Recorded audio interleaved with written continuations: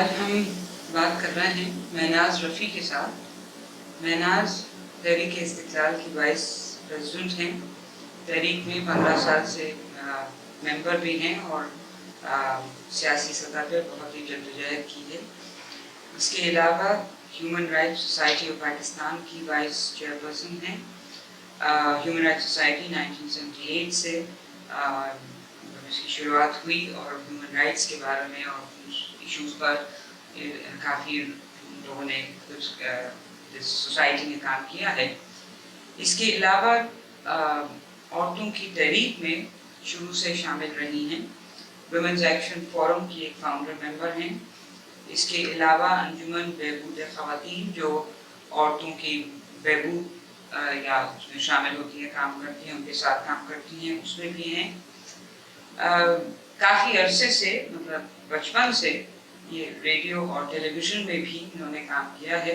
شروع تو ریڈیو سے کیا تھا، پھر 64 میں جب ٹیلی ویژن شروع ہوا ہے ٹیلی ویژن میں کافی کام کیا. حالانکہ 77 میں جا کے یہ بین ہوئی ہیں اور وہ زیادہ سیاسی وجوہات تھے. بین رہی یہ ضیاء الحق کے دوران، اور اب ان کا پروگرام لاہور سے ایک آدھی دنیا اس کا نام ہے، جو عورتوں کے مسائل پر ہی ہے. اس پر مطلب کمپیئرنگ کر رہی ہیں اور پروگرام بھی بنا رہی ہیں. تو آج ہماری جیسے کہا کہ گفتگو ان کے ساتھ مہناز کے ساتھ ہوگی. ایک تو مہناز آپ کا بہت بہت شکریہ کہ آپ آئیں اور ہمیں وقت بھی دیا. جیسے آپ کو پتہ ہے کہ ہم خاص جو ہمارا موضوع ہے جس ایشو پر ہم بات کرنا چاہ رہے ہیں، یہ ایک تو وہ مذہب ہے اور ہمارے لیے تو اسلام ہے. اور خاص ہم یہ کر رہے ہیں کیونکہ ہم سمجھنا چاہ رہے ہیں کہ عورتوں کا، مختلف عورتوں کا کیا ریلیشن شپ ہے یا خاص مطلب اسلام کے ساتھ زیادہ سمجھنے کی کوشش کر رہے ہیں. کیونکہ اور یہ بھی ایک سمجھنے کی کوشش، اور یہ بھی ہم کچھ سے نگیٹ کرنا چاہ رہے ہیں ایٹیٹیوڈ کو کہ ساری عورتیں ایک ہی سوچ کی ہیں. موومنٹ میں بہت سی عورتیں ہیں جو شاید اسلام کو مانتی بھی ہیں، مگر اس میں بھی الگ الگ ان لوگوں کے اپنے رائے ہیں اور اپنی انٹرپریٹیشن ہے. اور خاص یہ دکھانا چاہ رہے ہیں کہ اسلام میں بھی بہت حد تک انٹرپریٹیشن سے. تو میں نے آپ سے یہ پوچھنا تھا کہ آپ کی مطلب پیدائش کہاں ہوئی، کہاں کی ہیں، کہاں سے آئی ہیں؟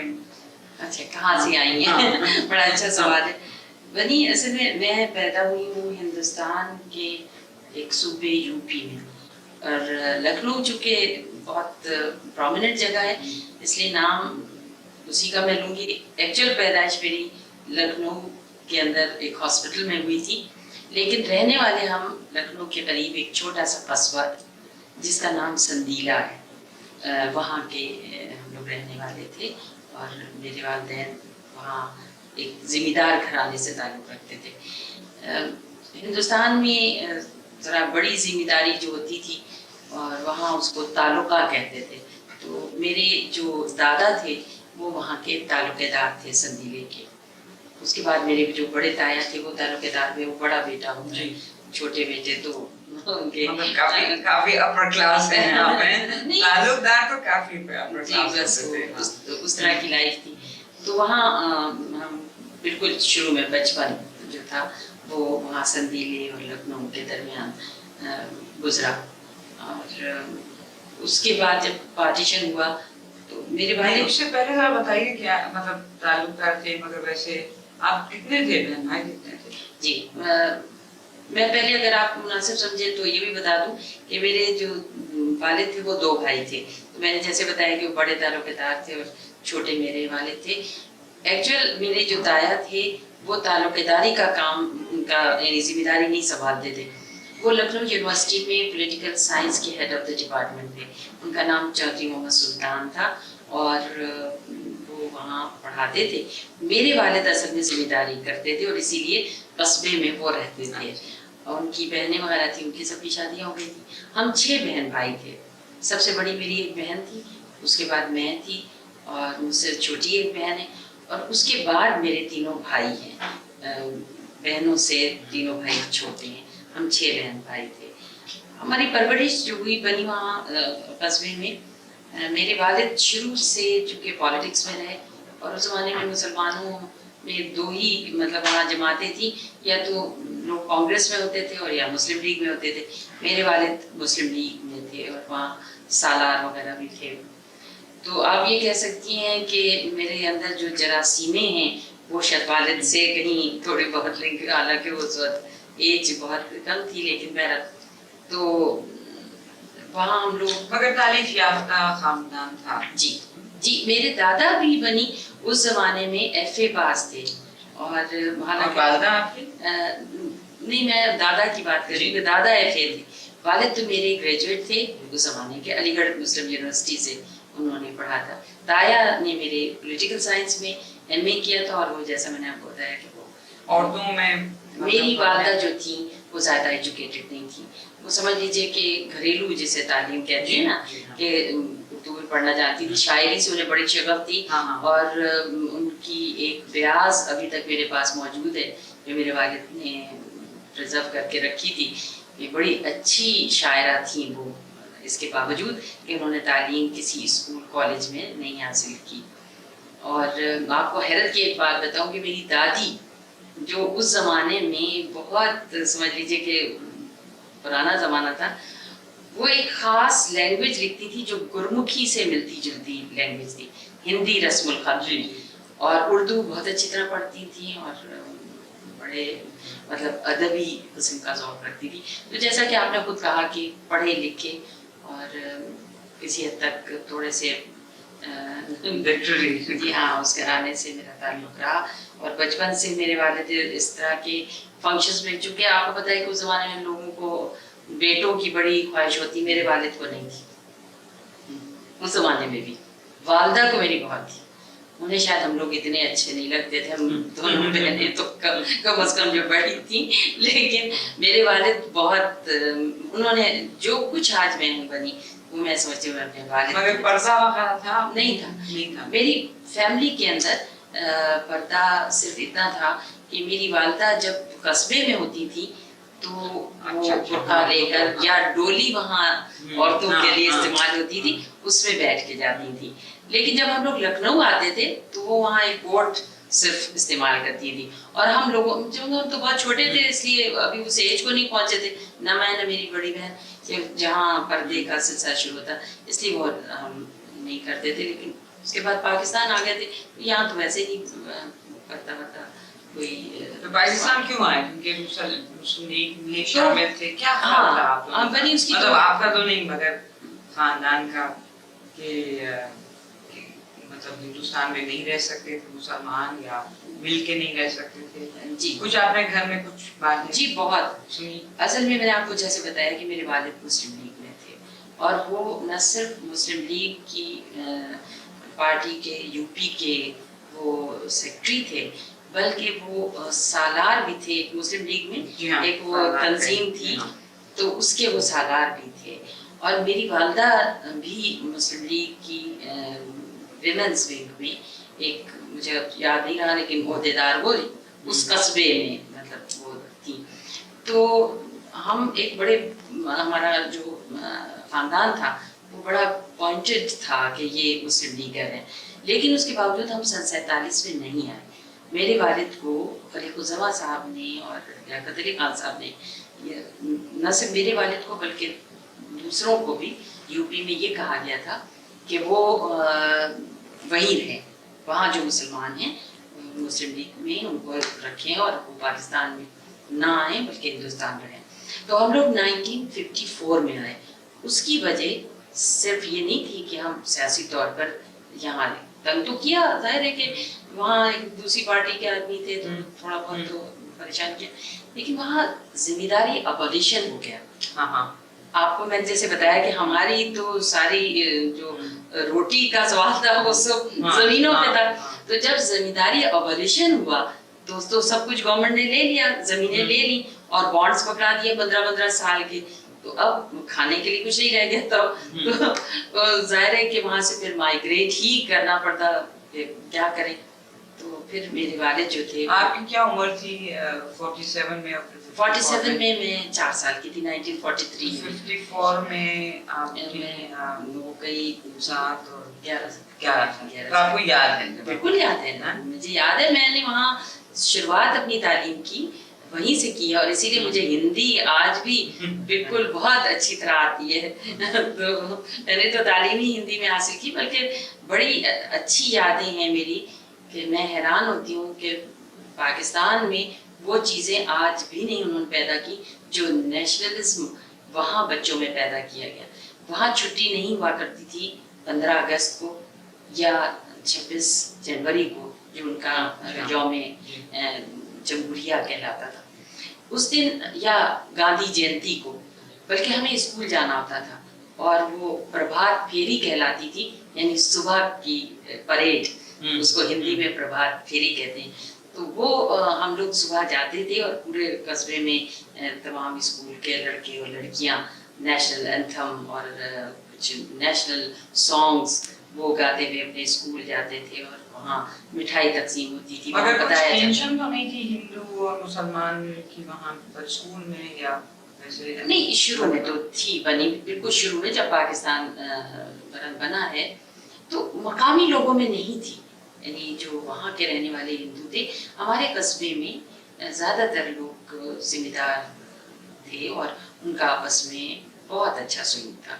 मेरे वालिद के बड़े अच्छे दोस्त थे, तो कोई ऐसी टेंशन नहीं थी जो दूसरे इलाकों में थी। लेकिन एक नफसियाती असर हो जाता है, वो तो आमतौर पे था कि जिसमें गैर तहफ़्फ़ुज़ का एहसास जागता है, वो एक चीज़ थी। लेकिन स्कूल में लड़के लड़कियों में कोई ऐसा मसला नहीं था। होली में भी हम लोग हिस्सा लेते थे, दिवाली में भी हिस्सा लेते थे। और जब मैं पाकिस्तान आई हूँ तो मुझे तो बहुत शुरू में महसूस हुआ कि मैं किस तरह, उर्दू में मुझे लिखना नहीं आता था। मैं यहाँ जिस स्कूल में आई तो मैंने शुरू में हिंदी लिखना शुरू की अपनी कॉपियों पे, और घर आके हिंदी से फिर उर्दू में लिखती थी, मतलब लिखने का नहीं आता था। तो वो जिंदगी में जो वहाँ गुजरी है उसमें कई एक ऐसी चीज़ें हैं, पता नहीं आपको सूट करती या नहीं, लेकिन मैं बताना ज़रूर पसंद करूँगी। हम वैसे मतलब मैं तो मानती नहीं, मैं तो इस्लाम को सिर्फ इस्लाम के पॉइंट ऑफ व्यू से मानती हूँ, ये जो फ़िरके होते हैं। लेकिन जिस घराने में मैं पैदा हुई समझ लीजिए वो सुन्नी घराना था, लेकिन हमारे यहाँ आज़ादारी जिसे कहते हैं वो बड़ी ज़बरदस्त होती थी।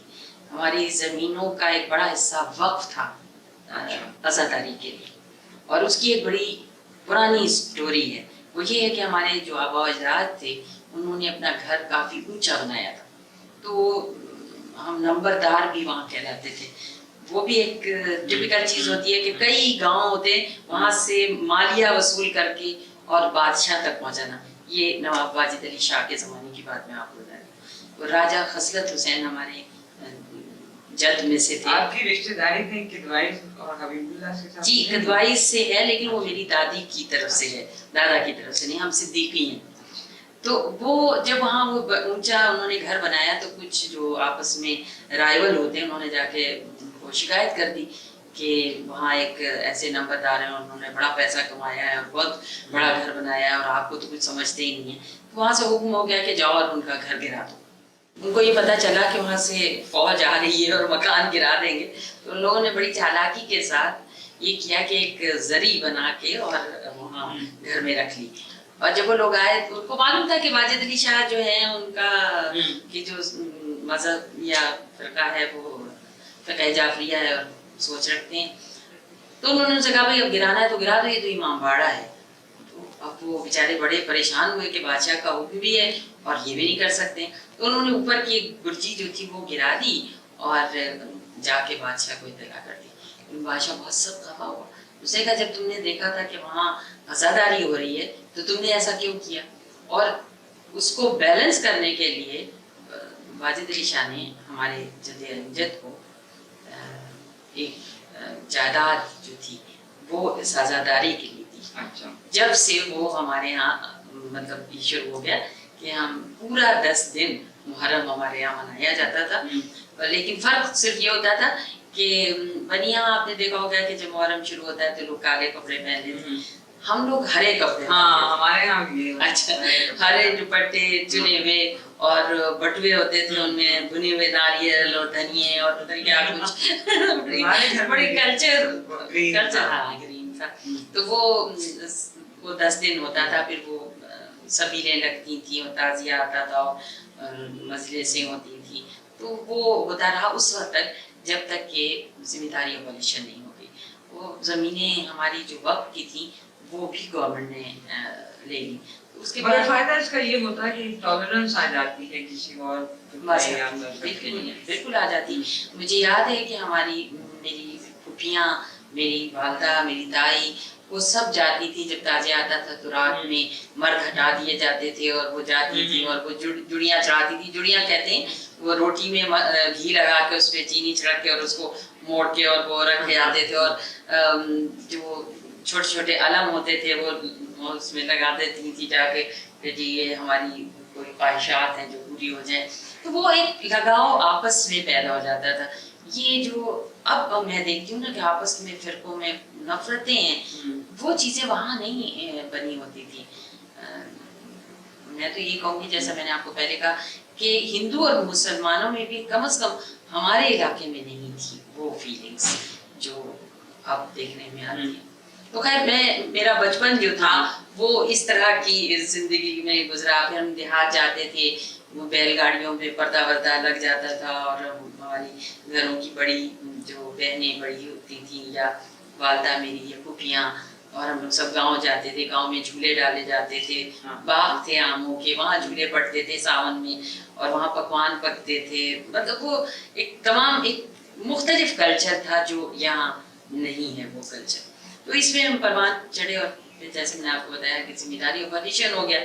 تو پھر میرے والد جو تھے جن کے مسلم لیگ میں رہے ہوئے تھے انہوں نے سوچا کہ اب پاکستان چلنا چاہیے اور وہاں جا کے کچھ کام کریں. تو یہیں آئے تھے آپ لوگ؟ جی سیدھے لاہور ہی ہم لوگ آئے. لاہور کیوں چنا آپ نے؟ کیونکہ عام جو یو پی کے تھے وہ تو کراچی، حیدرآباد اس طرف گئے. جی اس کی ایک خاص وجہ یہ تھی کہ میری جو بڑی پھوپھی تھی ان میں سے ایک وہ یہاں پہلے سے سیٹل تھی. تو ہم لوگ آ کے ان کے ساتھ یہاں سیٹل ہوئے. ہم نے کراچی کا سوچا ہی نہیں.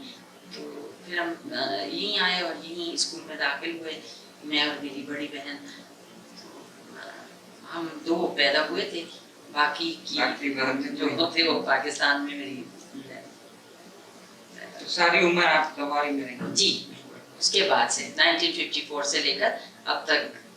تو جب مطلب یہاں بھی 2 لگ بھگ ایک قسم کے سوال ہیں. ایک تو آپ اپنی تعلیم کے بارے میں کہ کون سے اسکول میں یا کالج میں اگر کہیں کہاں تھی، اور دوسرا ساتھ ساتھ یہی کہ سیاسی شعور اور مذہبی ایک تو جو سوسائٹی میں چل رہا تھا، ایک آپ کے گھر میں، مطلب کس قسم کی انفلوئنسز. اچھا اس میں بڑی عجیب بات ہے بنی، آپ نے بڑا اچھا سوال کیا.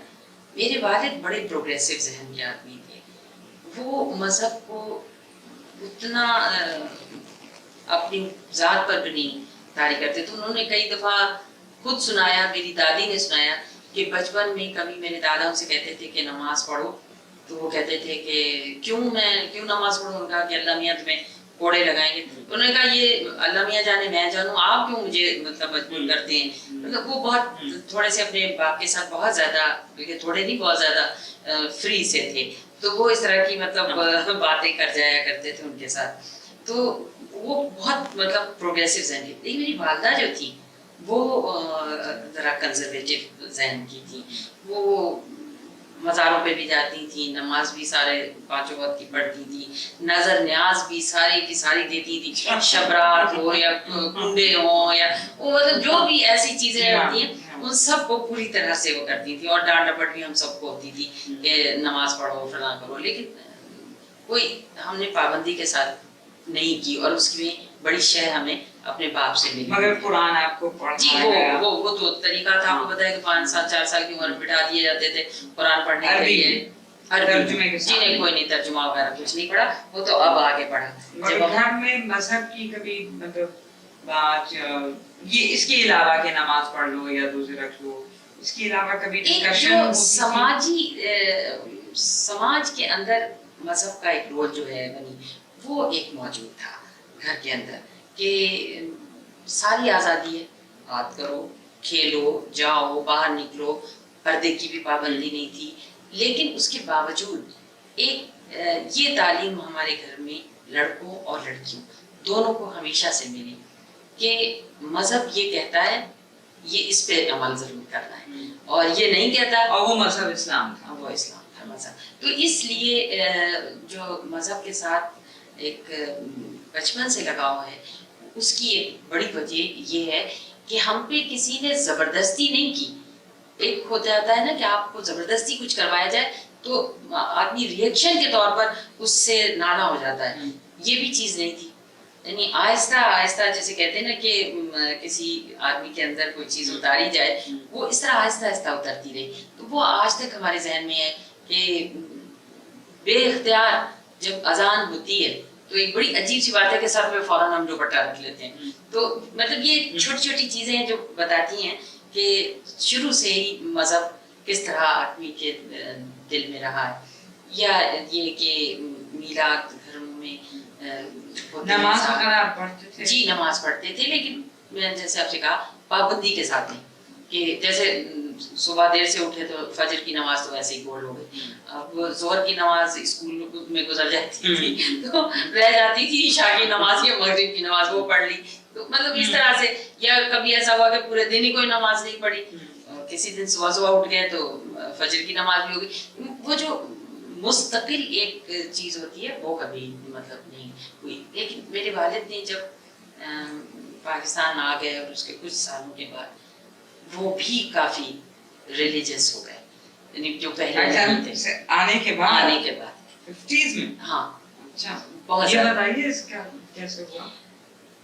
ये मुझे खुद नहीं बनी ये बात समझ में आई, वो पहले इतने ज़्यादा जैसे मैंने आपको बताया नहीं थे, लेकिन यहाँ आने के बाद शायद उम्र की बात होती हो कि जैसे जैसे इंसान की उम्र आगे बढ़ती है वो मसला, क्या ये धक्का लगा हो कि वहाँ थे, हिंदुस्तान में थे, लखनऊ में थे, जमीनें चली गई, मतलब जो उनका ये भी आप हिस्ट्री ही हो सकता है कि तो वो एक डिसलोकेशन तो जरूर हुई ना, बिल्कुल एक इनकलाब आया उनकी जिंदगी में आया मेजर एक। जी हाँ, तो हो सकता है कि आपका ये कहना दुरुस्त, मैंने और कभी इस तरह नहीं किया, लेकिन ये बात आपकी है कि हो सकता है कि उस चीज़ ने उनको मजहब के करीब कर दिया। फिर उन्होंने रिटायरमेंट लाइफ गुजार रहे थे तो पढ़ना बहुत शुरू किया और उसमें ज़्यादा मजहबी बुक्स को स्टडी शुरू किया, और उसमें भी हमारी उनकी डिस्कशन होती थी, बहसें होती थी, और इस बात की बड़ी आज़ादी थी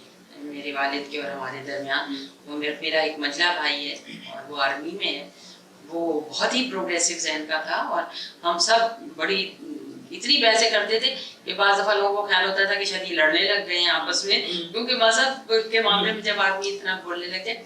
लेकिन कभी उन्होंने रोका नहीं किसी बात से, इस प्रोग्रेसिव से।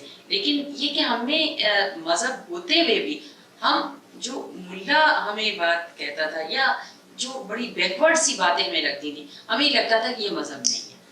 हमारे जहन में शुरू से ये बात थी कि इस्लाम जो है वो बड़ा एक प्रोग्रेसिव मज़हब है, और जितनी प्रोग्रेसिव बातें हैं वो तो इस्लाम है, और जितनी प्रोग्रेसिव नहीं है वो इस्लाम ही नहीं है। ये झूठ इसमें बीच में दाखिल कर दी गई, हम मानने को ही नहीं तैयार होते थे कि ये ऐसी कोई बात है। तो मतलब आपको शुरू से ही था कि इस्लाम में प्रोग्रेसिव एक वो एलिमेंट है। तो फिर आप बताइए कि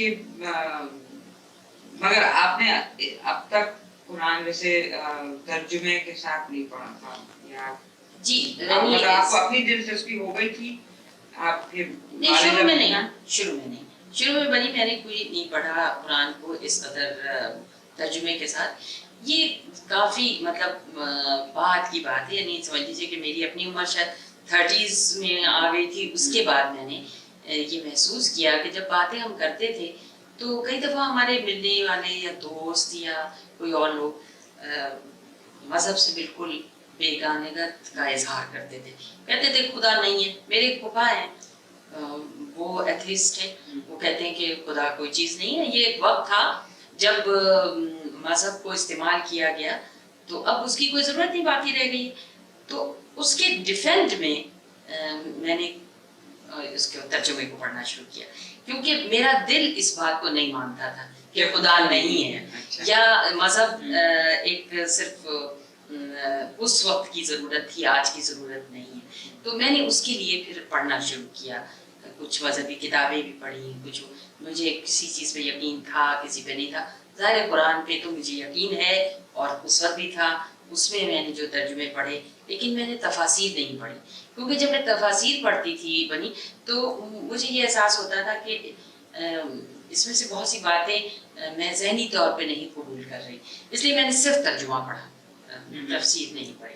اور ترجمہ پڑھ کے میں نے اس کو خود اس کی تفسیر اپنے ذہن کے مطابق اپنے آپ شروع کی.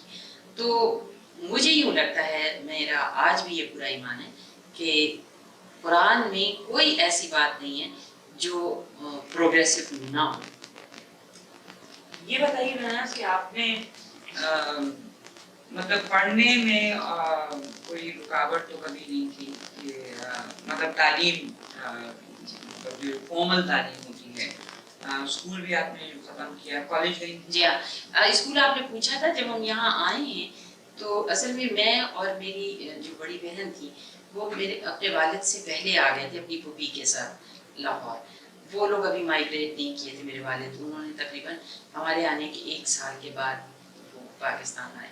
تو ہم اپنی پھوپھی کے ساتھ آئے تو جس علاقے میں رہے اس کے قریب ترین اسکول اور اچھا اسکول تھا مدرسۃ البنات، وہ اس میں ہم نے داخلہ لیا. اب یہ پھر بنی ایک ایسا اسکول ہے، شاید ہماری پوری زندگی اسی طرح گزری کہ وہ وہاں انگلش بھی تعلیم دی جاتی تھی لیکن مذہبی تعلیم بھی تھی. یہ اس زمانے کی بات ہے 1954-56 میں، کہ جب کسی اسکول میں نماز نہیں پڑھوائی جاتی تھی لیکن مدرسۃ البنات میں ظہر کی نماز کا وقت ہوتا تھا اور وہاں باجماعت لڑکیاں نماز پڑھتی تھیں. تو وہاں یہ بھی تھا. اور جیسے میں نے آپ سے کہا کہ انگریزی بھی پڑھائی جاتی تھی اور جلسہ بھی بڑا زبردست ہوتا تھا مدرسۃ البنات میں، جس میں ملک کی بڑی بڑی سیاسی شخصیتیں آتی تھیں. وہ 1 ہفتے کا پورا جلسہ ہوتا تھا. بڑا اچھا اسکول، آج بھی اچھا اسکول ہے لیکن اس دور میں وہ ایک اچھے اسکولوں میں گنا جاتا تھا. اسکول میں تو ہم دونوں بہنوں نے وہاں تعلیم حاصل کی، میں نے بھی. اس کے بعد ہم کالج میں گئے. کالج میں 2 سال میں نے ایک انٹرمیڈیٹ کالج گلبرگ میں نیا کھلا تھا، وہاں لیا داخلہ. FSC کرنے کے بعد FSC میں میرے مارکس کم آئے. میرا خیال تھا کہ میں ڈاکٹری کروں گی، میرا خیال ہے کہ ہر لڑکی اور ہر لڑکے کی بچپن کی خواہش یہ ہوتی ڈاکٹر بن جانا. تو لیکن وہ مارکس ہی کم آئے تو پھر مجھے BA میں داخلہ لینا پڑا لاہور کالج میں. میں نے BA وہاں سے کیا. تو شادی کے بارے میں مطلب کوئی یہ گھر میں یہ تھا کہ لڑکیوں نے شادی کرنی ہے؟ آپ کی شادی کس سے ہوئی؟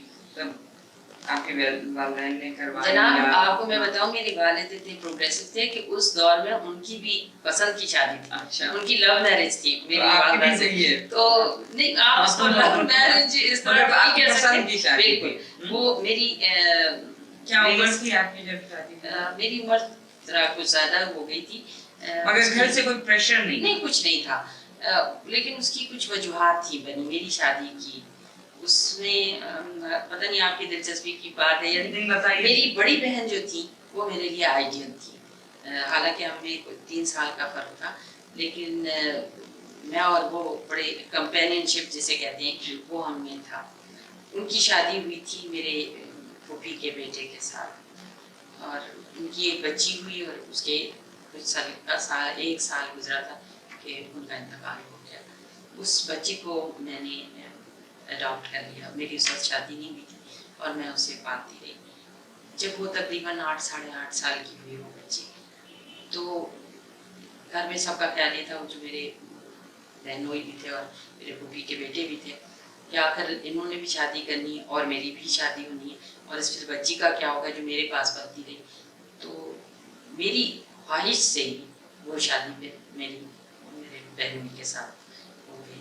اور پھر میرے ایک بیٹا ہے آپ کا؟ تو ایک بیٹی اور ایک بیٹا ہے. اچھا، تو آپ نے کچھ باپ رکھا ہے دونوں میں کہ بیٹا تو آپ کا ایچسن کالج کا؟ جی، ایچسن کالج والے ایسے ہی ہوتے ہیں. جی ہاں. میری بیٹی نے کانوینٹ سے پڑھا फिर कैडेट कॉलेज से पढ़ा, फिर गवर्नमेंट कॉलेज से एमए किया और अब माशाल्लाह वो खुद 3 बच्चों की माँ है। मेरी बेटी और बेटे का फर्क आप पूछ रही हैं हमारे घर में। जैसे मैंने आपसे कहा, मेरे वालिद भी अपने लड़कों के मुकाबले में हमें प्रेफर करते थे हमेशा। मेरे भाइयों ने हमेशा कंप्लेंट यही की कि वो वालिद साहब जो हैं वो नहीं चाहते हम, वो हम ही बहनों को चाहते थे। और वही मेरा रहा कि बेटे को डांट डपट ज्यादा करना और बेटी को ज्यादा सर चढ़ाने वाली बात। तो वो हमारी फैमिली में, मेरे घर में अकेले नहीं बल्कि हमारी पूरी फैमिली में कुछ रवायत यही रही है कि बेटियों को ज्यादा ही प्यार और उनको ज्यादा हक मिले बनिस्बत लड़कों के। मगर ये जो कहा जाता है, मतलब बहुत दफा के जोर बहुत हमारी सोसाइटी में रहता है कि लड़की की शादी हो और जल्दी हो और जनाजा नहीं उठता, तो मतलब बहुत सी चीजें इस किस्म की होती हैं। आपके घर में ये बिल्कुल नहीं, बिल्कुल नहीं। मैंने आपको बताया कि मेरी शादी को 25-26 साल की उम्र में हुई। बेटी की भी मैंने एमए करने के बाद मैंने उसकी शादी की, तो वो भी माशाल्लाह 22 साल की थी। तो कोई किसी की इतनी जल्दी नहीं हुई। नहीं, हमारी फैमिली में मैंने आपको बताया कि ऐसी रवायात कोई भी नहीं है। सियासत में कैसे आप आई? क्या सियासत में जैसे मैंने आपसे कहा कि जरासीम मेरा ख्याल हमारे यहाँ थी, क्योंकि जैसे गुफ्तगू होती है बहुत से घरों में नहीं होती सियासत पे, औरतें आमतौर पे नहीं होती, लेकिन हमारे घर में होती रहती थी गुफ्तगू। मेरे वालिद के साथ, बहन भाइयों के दरमियान हम सब बातें करते रहते थे। और मैं समझती हूँ कि एज आर्टिस्ट भी कुछ हसास आदमी ज़्यादा होता है, अपने एटमॉस्फेयर में जो कुछ हो रहा होता है उसका इदराक या उसको महसूस ज़्यादा करते हैं। मैं भी करती थी। गलत ये सही, अपनी अपनी सोच होती है। उस वक्त मैंने मतलब महसूस किया कि हम लोग जो आम पब्लिक हैं वो और सब चीज़ों में हिस्सा लेते हैं, लेकिन जो सियासत है, जो असल चीज़ है मुल्क के लिए, उसमें नहीं आते और दूसरों को क्रिटिसाइज करते हैं। जी सियासतदान बड़े ख़राब होते हैं, सियासतदान लालची होते हैं, सियासतदान फलां होते हैं, सियासत बड़ी गंदी होती है। तो मैं अक्सर सोचती रहती थी कि भाई मुझे हक नहीं पहुंचता कि मैं दूसरों पे एतराज़ करूं। मैं आराम से दरिया के किनारे बैठ कर और लूटने वालों पर क्रिटिसिज्म करूं तो ज़रा मज़ा चखूं पानी में उतर के कि क्या होता है। तो बस इसी मज़ा चखने की खातिर दरिया में उतरी, तो इतना ऐसा महसूस हुआ कि शायद ये असल काम था जो मैंने नहीं किया था और करना चाहिए था। तो वो लत जो पड़ी है तो वो अब तक नहीं खत्म हुई, 15 साल हो गए। मगर वो यही था कि मुल्क में मतलब अमूमन तो सियासतदान जो आम हमारे पाकिस्तान के होते हैं वो तो क्योंकि अपने उनके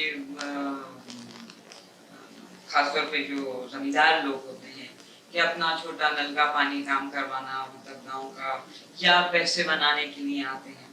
चंद सियासतदान पाकिस्तान में, मेरे अपने ख्याल में चंद सियासतदान ऐसे हैं जो या तो मुल्क का सोच रहे हैं या तब्दीली, जेन्युइन तब्दीली लाने की।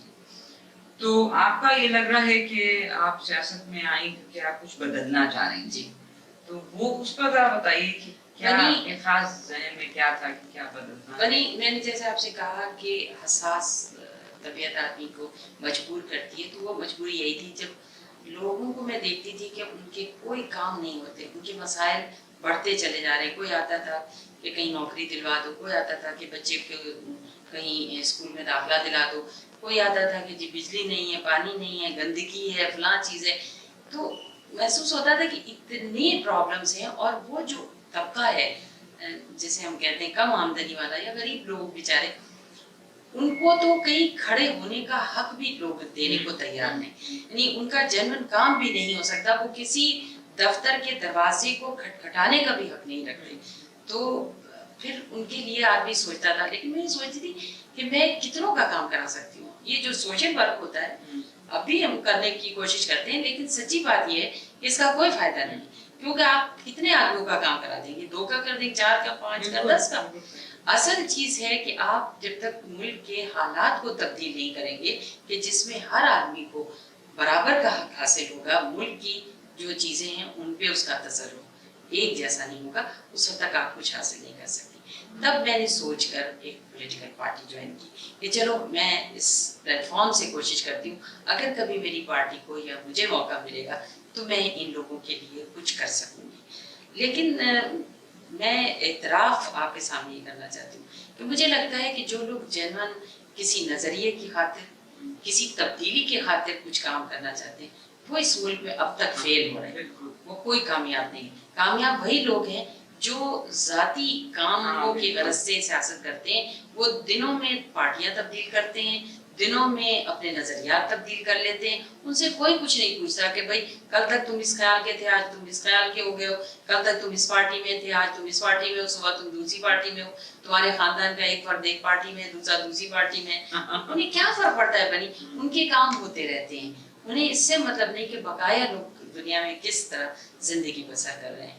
तो लेकिन कामयाब मुझे कम से कम नजर आता है कि वो लोग कामयाब हैं, और हमारे जैसे लोग जो एक नज़रिए को लिए पीट रहे हैं या चाहते हैं कि इस मुल्क के निज़ाम में तब्दीली आए, उनके साथ लोग जो हैं वो नहीं तैयार हैं। पता नहीं भरोसा नहीं है या क्या बात है, मैं कुछ कह नहीं सकती। तो औरतों की तहरीक में आप मतलब काफी देर से शामिल हैं, ये कब आपको एहसास कब हुआ कि औरतों को खास प्रॉब्लम है? ये जो प्रॉब्लम आप ये ये तो बात हो रही है, ये तो मतलब जनरल है, मगर ये कब आपको एहसास हुआ था? बचपन में ही हो गया था कि बचपन या में तो कोई मैं खास ऐसा वाकया हाँ, हुआ नहीं या मेरी- जनरली?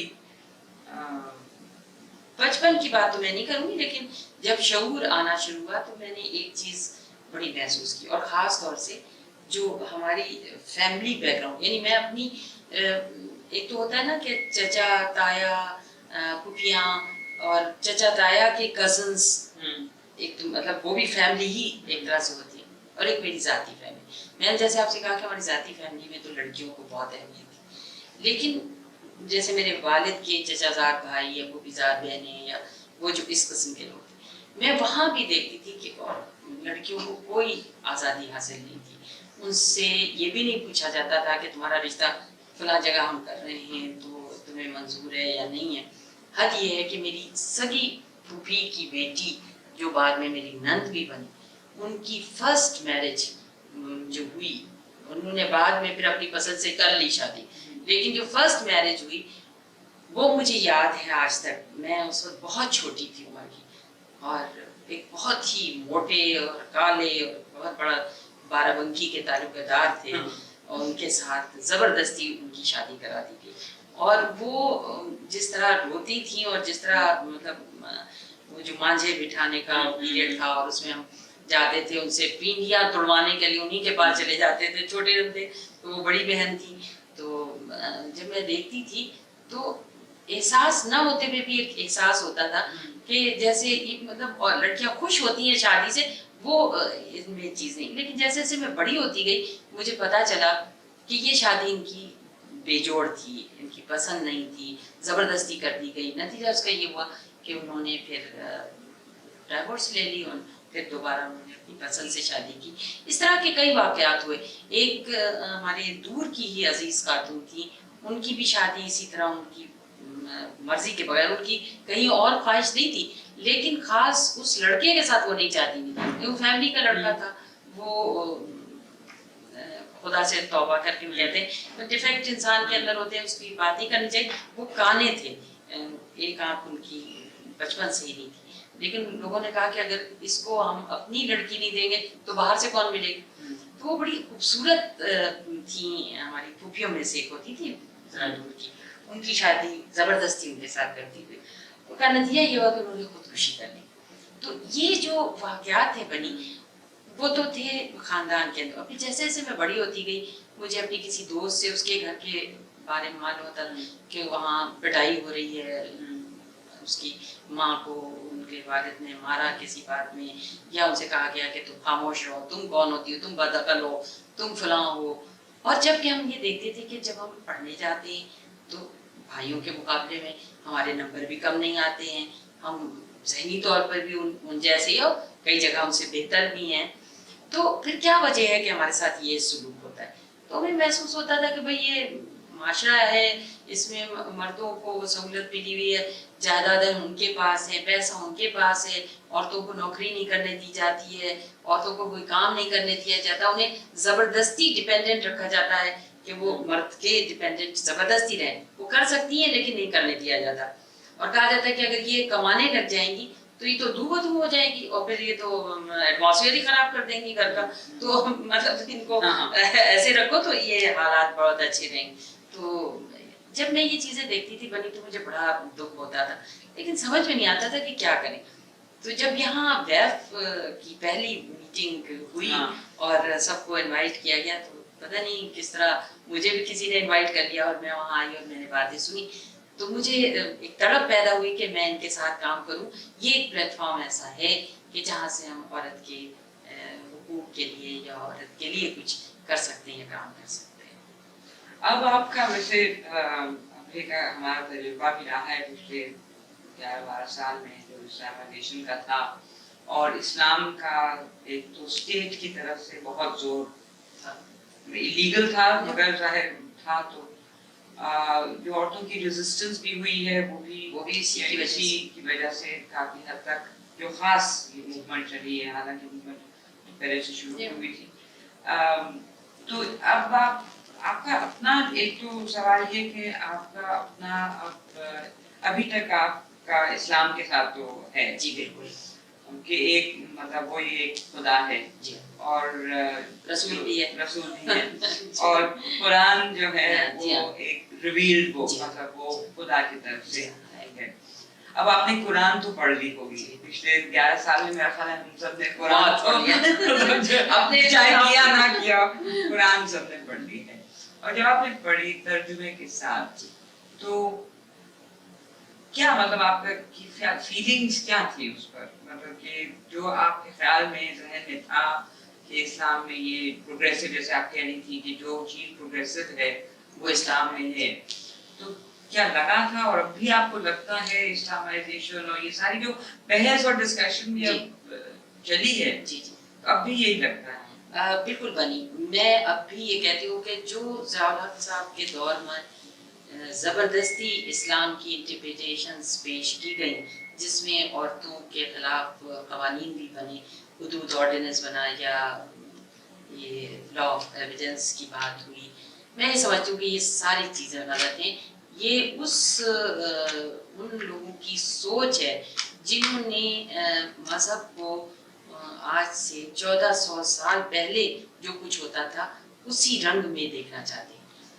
1400 साल पहले मेरे पॉइंट ऑफ व्यू से हालात बिल्कुल मुख्तलिफ थे। कुरान को जब मैं ये इस तरह मैंने पढ़ा, तो बल्कि मैं और कायल हुई इस बात में कि उसमें वो दोनों चीज़ें मौजूद हैं। उस दौर में जब औरत या मर्द दोनों ही इतने तालीम याफ्ता नहीं थे या वो प्रॉब्लम्स नहीं थी जो आज 1400 साल बाद पैदा हुई हैं, तो वो उस वक्त के लिए भी हमारे लिए एक रहबर किताब थी और आज भी वो रहबर किताब है। और यही फ़र्क है हमारी सोच में और उन लोगों की सोच में जो ये चाहते हैं कि जो कुछ 1400 साल पहले हो गया है एज इट इज़ आज भी होना चाहिए। मैं समझती हूँ कि बिल्कुल। तो आपका अपना क्या ख्याल है कि 1400 साल पहले तो बात आपकी सही है कि एक प्रोग्रेसिव चीज़ निकली थी और काफ़ी हद तक कुरान में और जो इस्लाम में आया, मगर कुरान में ही बहुत सी ऐसी चीज़ें हैं जो 1400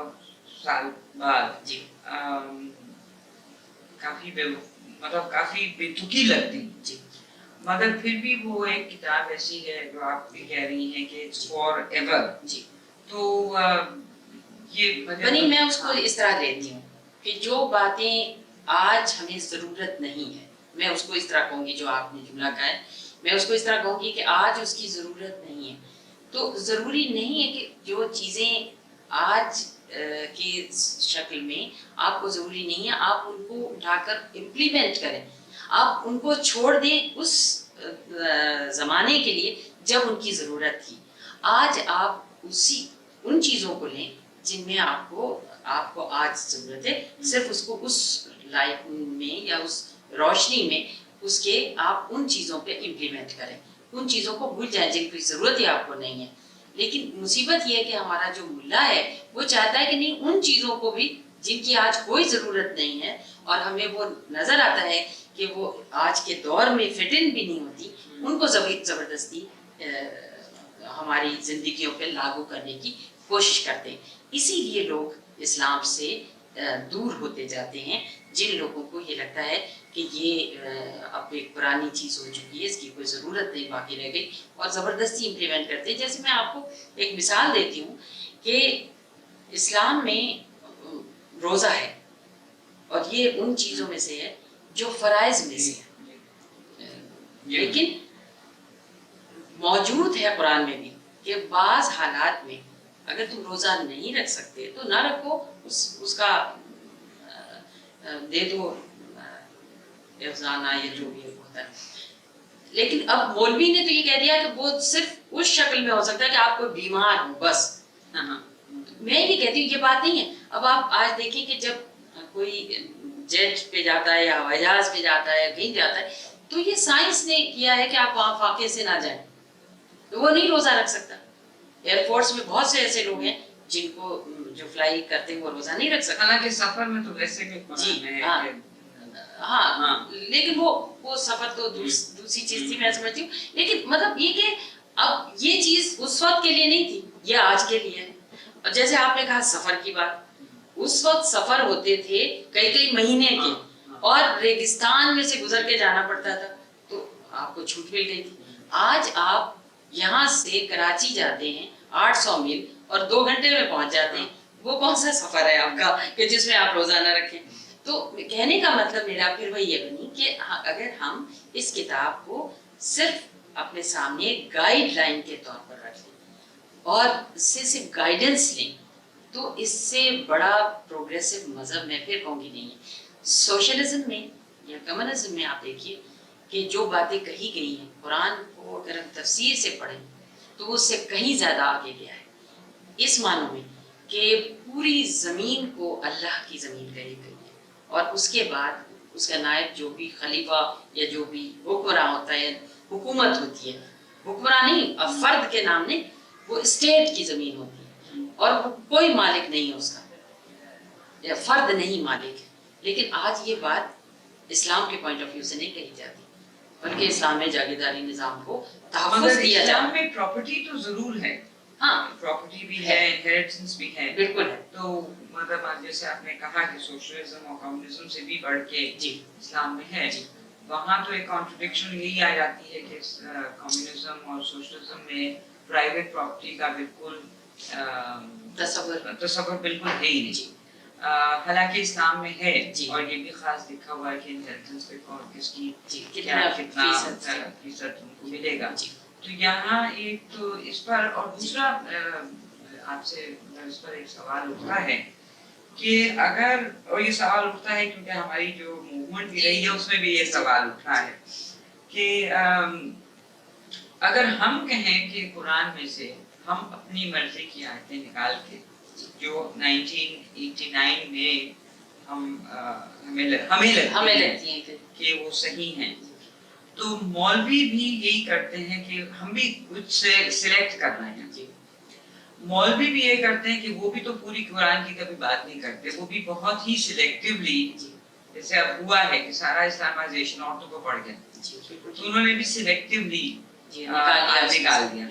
تو کیا اس پر یہ سوال ایک مورل سوال نہیں اٹھتا کہ ہم بھی سلیکٹیولی کر رہے ہیں اور وہ بھی سلیکٹیولی کر رہے ہیں، تو ہم کس منہ سے ان کو کہہ سکتے ہیں کہ آپ لوگ کیسے سلیکٹیولی کر رہے ہیں؟ بنی اس میں میری سوچ یہ ہے کہ جو بات آپ نے کہی ہے اس میں انٹرپریٹیشن جو ہے وہ تو اگر ہم اپنی مرضی کا لیں اور مولوی اپنی مرضی کا لیں پھر تو آپ یہ کہہ سکتی ہیں کہ وہ بھی وہی کام کر رہے ہیں وہی کام ہم کر رہے ہیں. میں انٹرپریٹیشن کی بات نہیں کر رہی، میں جرنلی قرآن کی جو سوچ ہے اس کی بات کر رہی ہوں.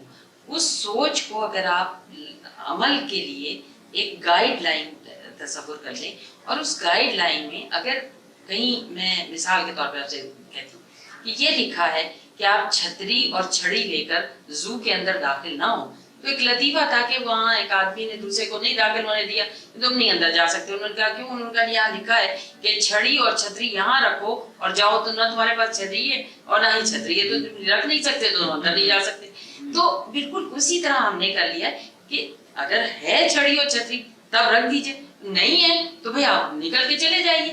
تو اسلام میں جو چیزیں آج ہمیں ضرورت نہیں ہے اس انٹرپریٹیشن کی، جیسے کہ ہم نے انٹرپریٹیشن ویب میں بھی کی کہ جب ہم بات کر رہے تھے کہ اسلام میں عورت اور مرد کی گواہی برابر ہے، تو ملا کا کہنا تھا کہ بھئی دیکھو یہ آیت ہے جہاں یہ لکھا ہوا ہے کہ اگر ایک مرد اور دو عورتیں ہوں، تو ہم نے اس کو یہ اس وقت کہا تھا کہ دو عورتوں کی گواہی نہیں ہے، لکھا یہی ہے کہ دو عورتیں ہوں جس میں سے ایک اگر بھول جائے تو دوسری اسے یاد دلائے. فرض کرو عورت نہیں بھولتی تو گواہی ایک کی ہے، اور فرض کرو کہ عورت بھول بھی جاتی ہے تو دوسری پہلی عورت کو یاد دلائے گی، گواہی اس کی نہیں ہوگی، گواہی پھر بھی ایک ہی عورت کی ہوگی. اور ہم نے یہ بھی کہا تھا کہ یہ ان حالات میں تھا کہ جب عورت لین دین کے مسائل پر اتنی زیادہ سوجھ بوجھ نہیں رکھتی تھی، لیکن اس دور میں بھی مطلب اس بات کی اجازت تھی کہ وہ ایک عورت بھی آگے گواہی دے، جبکہ اس دور میں عورتوں سے لوگ ان معاملات میں بات بھی نہیں کرتے تھے، لیکن اسلام نے اجازت دی. اس وقت تو یہ بھی تھی، لیکن آج تو بینکوں کی ہیڈز عورتیں ہو رہی ہیں، تو وہاں دو کا کیا سوال ہے. اور آپ کو معلوم ہے کہ ہمارے سامنے ملاؤں نے یہ بھی بات کہی کہ ان حالات میں ٹھیک ہے، وہ بھی معاملہ ٹھیک ہے. تو اس کا مطلب یہ ہے کہ ان کی انٹرپریٹیشن غلط تھی، اسلام میں نہیں غلطی تھی. اگر اسلام میں قرآن میں یہ بات نہ ہوتی تو اس دور میں عورت کیا کرتی، جبکہ اس کو اتنی سوجھ بوجھ نہیں تھی. تو انہوں نے اس وقت کے لیے بھی عورت کو وہ حق دیا، اور آج جب عورت انڈیپینڈنٹ ہے تو اب بھی اس کو حق ہے کہ وہ. تو مطلب یہ ساری جو چیزیں ہیں جیسے انہیریٹنس وغیرہ، آپ کے خیال میں یہ ہم بدل سکتے ہیں حالانکہ قرآن میں ہیں؟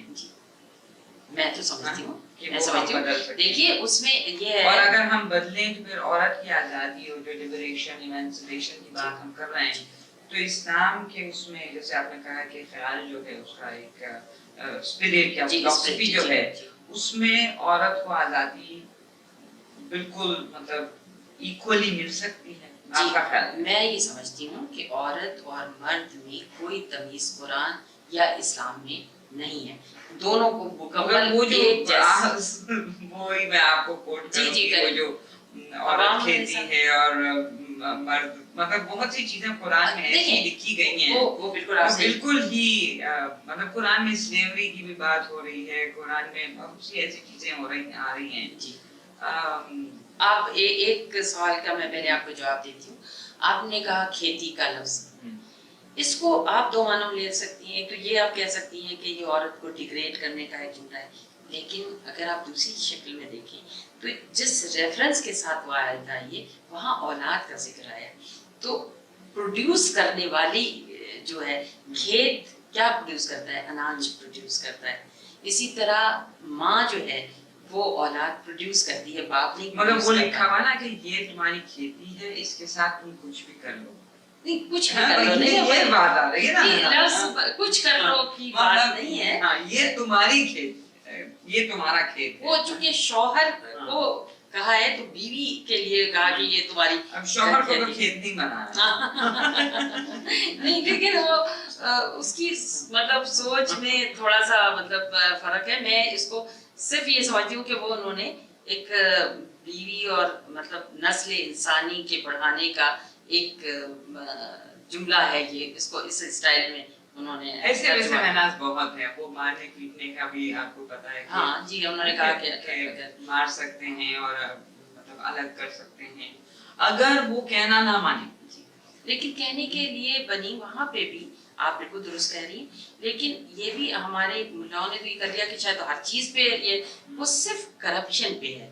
یعنی بیڈ کیریکٹر عورت کے لیے انہوں نے کہا کہ اس کو پہلے سمجھاؤ، اسے بات کرنا چھوڑ دو، پھر بھی نہ مانے تو اس کے مگر دوسری طرف نہیں کہا نا، لیکن دوسری طرف نہیں کہا کہ اگر وہ خراب ہے تو اس کو بھی الگ کر دو یا مان دو. میں اس کو اس طرح سمجھتی ہوں کہ شاید عورت کو وہ سمجھتی ہوں کہ وہ چونکہ کمزور ہے اس لیے وہ مطلب فزیکلی कमजोर है इसलिए शायद मार ना सकती हो, इसलिए उसके मौका तो साथ देते नहीं थोड़ा सा मौका देते शायद मार भी लेती मार लेती हैं आजकल। मार लेती हैं हाँ। तो बहरहाल है हाँ। कुछ ऐसी चीजें आपको कभी नहीं लगता कि मतलब नहीं लगता है, उलझन रात को होती है। आपको मतलब उठती नहीं है कभी कभार नहीं बनी आप बिल्कुल ठीक कह रही हैं कि बाज बात है अनकंफर्टेबल फीलिंग बिल्कुल, कोई बिल्कुल।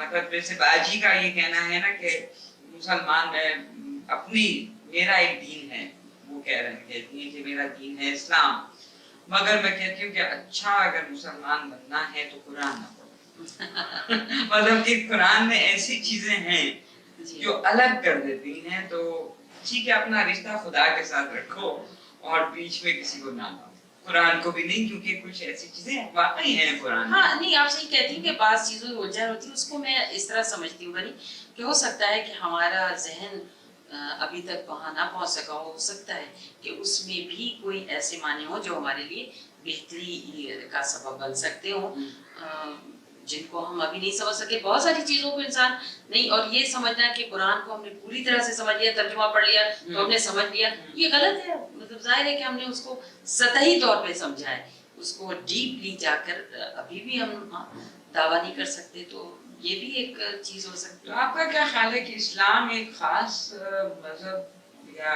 मतलब इस्लाम का जो खुदा है एक खास है, क्योंकि सारे मजहब लगभग यही एक ही चीज कहते हैं, तो दूसरे मजहब में भी यही एक बात है, बस एक फर्क है एक हाँ, तो फर्क क्या मुझे जो फर्क महसूस होता है, आप बिल्कुल सही कहती हैं, खुदा सब जगह एक ही है, वो चाहे गॉड है चाहे भगवान है और चाहे वो हमारा खुदा है, वो मतलब सोच जो इंसान की है एक अनदेखी ताकत का सोच, वो सब एक ही है।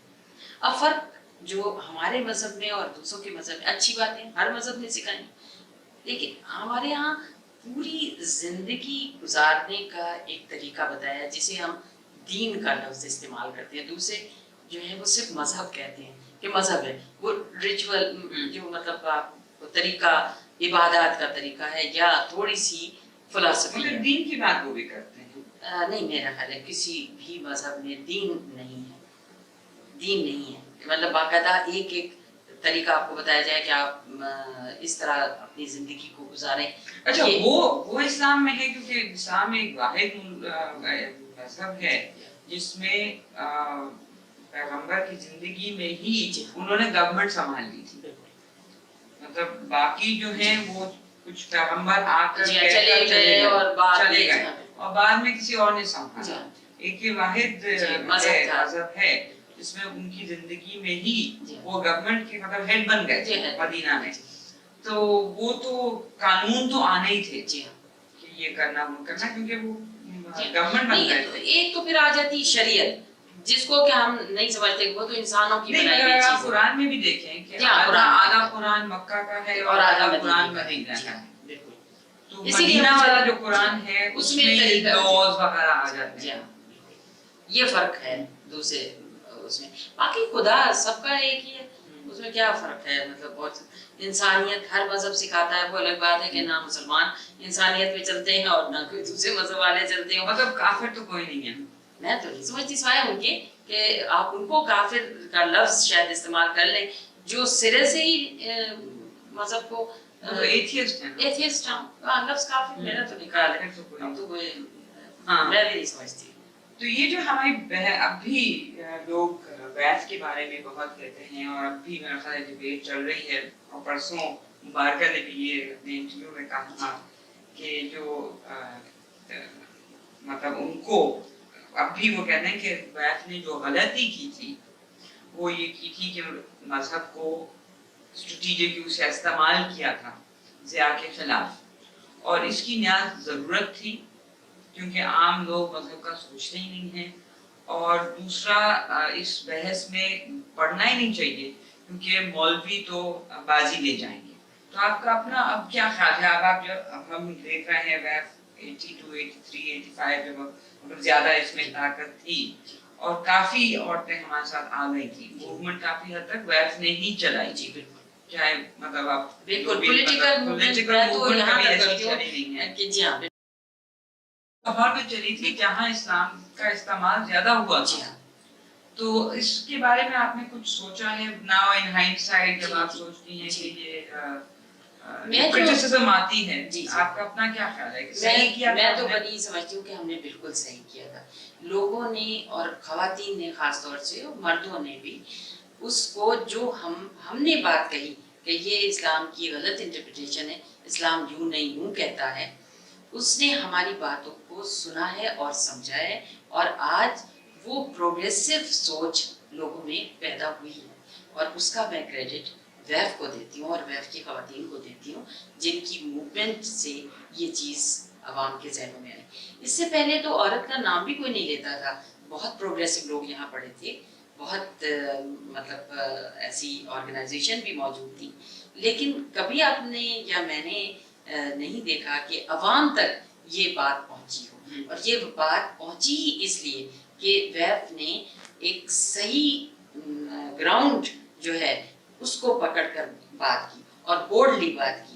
یہ اپنے اوپر الزام لینے کے باوجود کہ یہ سب ویسٹرنائز عورتیں ہیں اور فلاں ہیں اور ان کے نگاہ فسق ہو گئے ہیں, اس کے باوجود انہوں نے بڑی بہادری کے ساتھ یہ اس چیز کو فیس کیا, تو لوگوں نے اس کو پسند کیا. بنی میں ایک چیز اور محسوس کرتی ہوں کہ ہمارے ملک میں آپ مذہب سے بالکل علیحدگی جو ہے وہ اختیار نہیں کر سکتے. اس پر میں بات بھی آپ سے کرنا چاہتی ہوں. جی ہاں بالکل, کیونکہ میں سمجھتی ہوں کہ ہم ایک مسلمان گھرانوں میں جب پیدا ہوتے ہیں اور بچپن سے زندگی ہماری یہاں سے شروع ہوتی ہے کہ جب چند گھنٹے کے ہوتے ہیں تو کانوں میں اذان دی جاتی ہے, وہ آپ کے بس میں نہیں ہے. آپ بڑے ہو کے اسلام سے الگ ہو جائیں, ان کو نہ مانیں, کچھ کر لیں, لیکن اس دن آپ کے کان میں اذان دے دی جاتی ہے.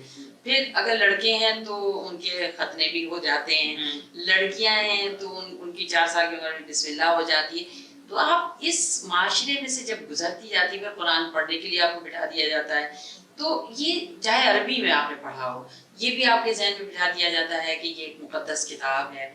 تو اس انداز میں جب ہماری تربیت ہوتی ہے تو زندگی کے کسی بھی لمحے میں, کہیں بھی کسی کونے میں آپ کی جسم کے وہ کہیں ایک چھوٹی سی رمق موجود ہوتی ہے. میں نے آپ سے شروع میں ذکر کیا تھا کہ میرے پھوپھا تھے, ہیں بلکہ ابھی, اور وہ ایتھسٹ ہیں, وہ نہیں مانتے خدا. ان کے والد صاحب تھے, وہ بھی مطلبی صاحب, آپ نے نام سنا ہوگا, بڑے زبردست کمیونسٹ ذہن کے آدمی تھے. ان کا انتقال ہوا بنی, اور انہوں نے ان کا سیوم بھی کیا, ان کی نماز جنازہ بھی پڑھی, ان کے 40واں بھی کیا, اور ان کی برسی بھی. فیض صاحب کا بھی سبب ہوا تھا. فیض صاحب کا بھی ہوا. کیوں ہوا؟ مطلب اگر آپ سوچیں تو یہ سب کچھ ہم کیوں کرتے ہیں؟ کیونکہ ہمارے جیسے میں نے کہا نا کہ دل یا ذہن کے اندر یہ چیز موجود ہے کہ یہ سب کچھ ہے. ہم ڈینائل اس لیے کرتے ہیں کہ بعض دفعہ ہمیں الجھن ہوتی ہے, جیسے آپ نے ابھی کئی چیزوں کا ذکر کیا کہ جب ہم قرآن کو پڑھتے ہیں تو کئی چیزیں ہم سمجھ نہیں پاتے اور ہمیں وہ باتیں صحیح نظر نہیں آتی ہیں, تو ہم پھر کنفیوز ہوتے ہیں, ہم کہتے ہیں کہ یہ مطلب سب غلط ہے. تو اس کو اگر ہم یوں لیں کہ بعض چیزیں آدمی نہیں سمجھ پاتا.